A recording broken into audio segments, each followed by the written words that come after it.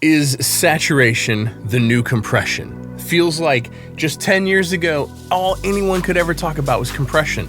The difference between different compressors, how many compressors that everybody had. But now the conversation seems to have shifted and saturation seems to be the new hot topic.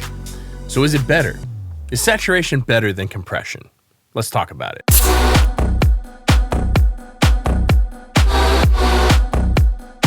Hey everyone, I'm Cole Caparoon. Thank you for stopping by for another video. In this video, I would like to try to unpack the differences between saturation and compression and when you might consider using one over the other. Now, this is a philosophical discussion because there are way too many compressors and there are way too many different saturation tools to possibly compare them all. So what I want to do is try to outline a few principles, a few concepts, and hopefully help steer you in the right direction, or at least give you some things to test out so that way you make better choices, which hopefully helps you make better mixes. By the way, I'm 1 weekend in No Shave November, and it's itchy. I've never done this before. So pardon me while I look like Build-A-Bear here. You're just gonna have to deal with the way this looks for the next handful of videos till something happens. Either I give up or it becomes something.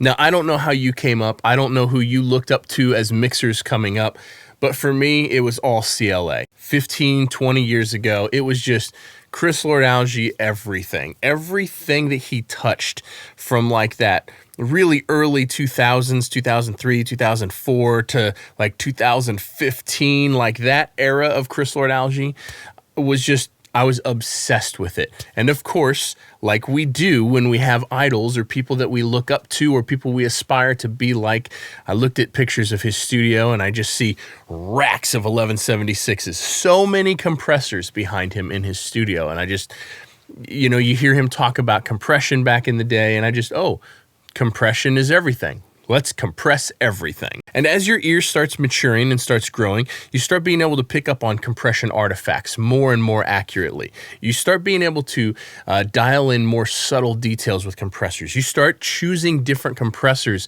based on their character of attack and release, how they pump, how they move, but also their saturation character. And then as summing took off and everyone was summing, and like you weren't a good mix engineer if you didn't have a summing box and you're not doing at least 16 channels of summing in your mixes. And so in an effort to avoid buying a whole nother interface and a whole nother group of snakes and a summing box just to try this out, I took a Vintech 273 that I had, a Neve 1073 copy, and I tossed it on my mix bus, and it opened up a whole new world for me. I had no idea at the time that this would become such a staple in my workflow and in my mixes that one day I would have my own signature mic preamps specifically for this to put on my mix bus for saturation, for color, for size, for transformer love. But that started something for me. It started my path towards looking at saturation as a standalone tool. I started experimenting with different pieces of hardware and different saturation plugins. And the very first thing that I started doing was putting Lo-Fi, a stock saturation plugin that comes with Pro Tools. I started experimenting with putting it on a whole bunch of stuff, on guitars, on vocals, on drum buses, and just touching it just a little bit. And I really loved the results that that gave me. And that sent me down the path of hunting for what is the best saturation tools and when would I use them instead of compression. What's interesting to me even now is when I'm choosing saturation, it's usually because I want to decrease dynamic range and I want to add density and color to a track or to a bus. But when I'm choosing compression, I also am choosing it usually to reduce dynamic range and to add density and color on a bus. So when would you choose one over the other? And how do you know which ones to choose? Now, the very first thing when I'm deciding between saturation or compression is, do I want to shape the transient differently? Because I'm reducing dynamic range, because I'm adding density, and because I'm adding color with both compression and with saturation, my only thought, my only question that I ask myself when deciding between the two is, do I want to shape the transient differently? Do I want to make the front end of that snare drum sharper? Do I want to allow the vocal to be more spitty and the fronts of the words come off more in your face? Do I want to enhance the resonance of anything, a piano, a acoustic guitar, a vocal, a drum kit, without necessarily it being a linear increase in resonance? And then finally, can I get to the end result of the transient that I want with only saturation without making the sound too dirty? Now that's a whole part of the conversation that we got to unpack here. So if I would like to reshape these transients to make the drums sharper or to make the resonances longer or something like that, and I want to add the least amount of color possible, I will always go for compression, even though compression almost always adds some level of saturation and it always adds some level of density. If I don't want to reshape those transients and make something sharper or longer or anything like that, I just want to decrease dynamic range and add density and color, then I will almost always reach for saturation. And a whole lot of the time, I'm reaching for both at the same time on the same source. And it's usually a balancing act for me, is I'm using the compression, in the least intrusive way possible that I can to get the transient to sound the way that I want it to sound. And that also is decreasing dynamic range, adding density and color. And then I will almost, like very, very common, then I will also add some saturation to it as well. So that way it also adds density, decreases dynamic range, and adds color. But I'll tell you what, lately I have been leaning a whole lot more on clipping and saturation than I am on compression, and especially in my masters. I am compressing my masters less than I ever have before, and I'm using limiters and clippers and saturation to get the tonal character that I want out of the master. This is becoming a very common workflow for me. Now, when testing compressors and when testing different saturation tools to try to find which one is best, there's a couple different criteria that you have to decide what you're testing or what you're looking for, so that way you can choose the right tools more accurately, more consistently. So to me, you have to break this down into two categories for each compression and for saturation. The first category is, how does it affect the transient? How does that envelope of compression work? What does it actually do to manipulate the transient and the resonance of the sound? And then in addition to that, how much dynamic range can you reduce before it starts sounding bad on average? And depending on your goal for a particular track, maybe you're picking a compressor like I use the DBX 160 a ton on snare bottom. It's hands down my favorite. It's on every snare bottom, no matter what, but it's because of what it does to that transient. I don't really care so much about reducing the dynamic range of the bottom snare. It's about how its splattiness and explosiveness, how it affects the actual snare wires under a snare.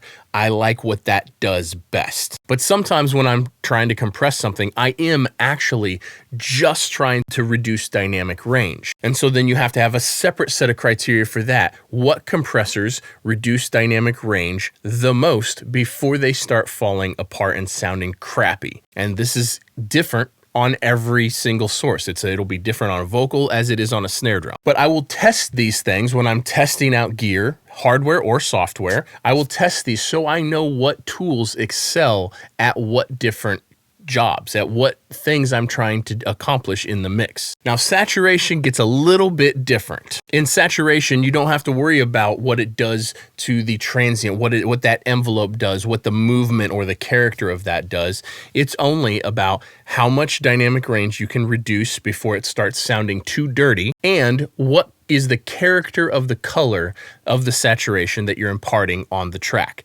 Those are the only two things that I'm concerned with. Now, I have done more than a handful of videos, mixed tutorials and videos on other stuff like my signature preamps, where I was showing off literally the point of it is to reduce dynamic range, and how much dynamic range can you reduce. It's one of my metrics for testing which saturation tools are the best. Every time I try a new saturation plugin or piece of hardware out, I test it.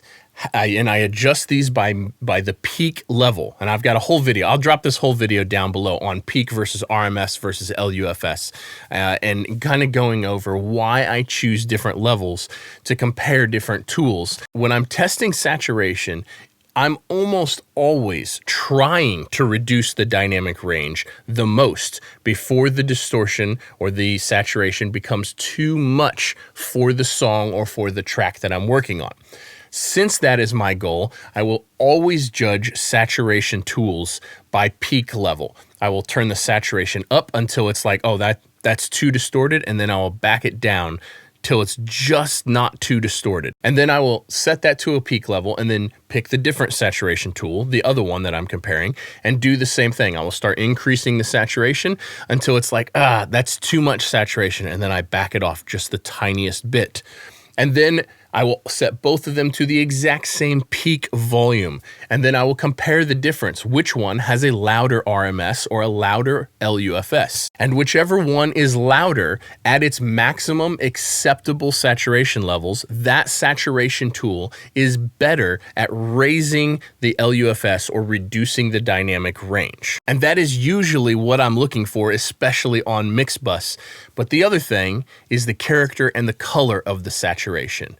Which one do I like better? Because if one is louder and it does a better job at squashing dynamic range, but I don't like the character of it as much, then I still want to use the one whose color I like the best. So what are my favorite saturation tools? I want to name them, list them off for you real quick.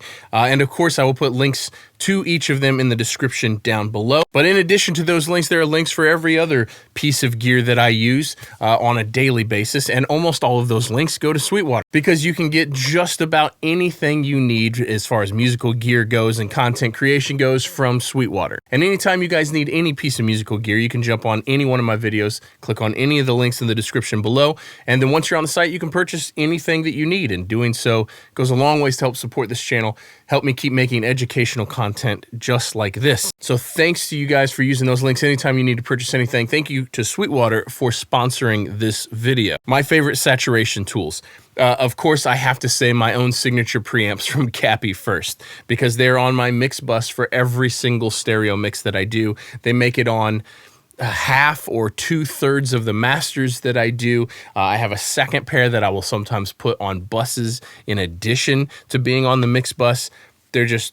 They're awesome. You can get the same sonic character from the Cappy Hider H2 if you want to give this a try. Next up, the Black Box HG2 has been probably my favorite plug-in saturation for a very, very, very long time. Since it came out, it's been years. I don't know how many years, but it's been years. I absolutely adore it. It sounds great on everything. And I also have to give an honorable mention, even though this isn't out yet, and I haven't spent a ton of time with it. I did spend the whole day yesterday mixing with it, the brand new Black Box HG-Q, which is an EQ with saturation built in, and boy, is it good. There may have to be a full video coming on this when it actually gets released to the public. Next up, Tube 3. I will put a link to all of these down below. I think the company's name is Goodhertz.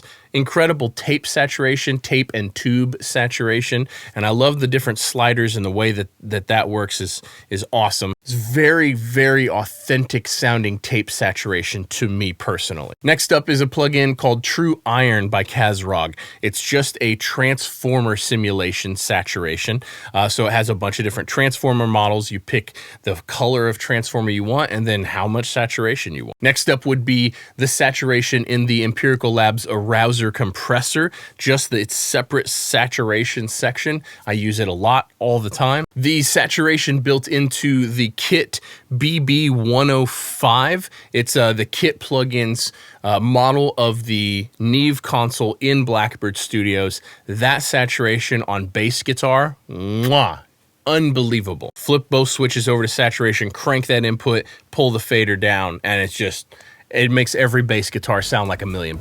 Now, of course, I also do have to give a shout out to the Rupert Neve Designs MBT, because this red and blue silk simultaneously is magic. Now, this isn't just a saturation unit, but it is kind of just a color box, so I figured I would include it. MBT lives on my mix bus all the time. I mean, for 60-70% of the songs that I work on. And then when the MBT doesn't work, these are very complementary of each other. When the MBT doesn't work, the solid state, the SSL Fusion is like the next best thing. And it almost always works when this one doesn't work. And this one's got a few different, we've got vintage drive here, and then we've got an extra transformer circuit right here. Those are awesome. Wanted to make sure I included them in this video. Those are my favorite saturation tools. Favorite compressors, way too many to list. I actually just did a whole video on my favorite plug-in compressors, and I'll drop a link to that video down below as well. I hope this shed some light on the topic for you and at least helped you create some sort of a testing workflow to figure out what the best tools are for your music and for what you're looking for. Thank you guys so much for watching. We'll see you in the next one. Peace.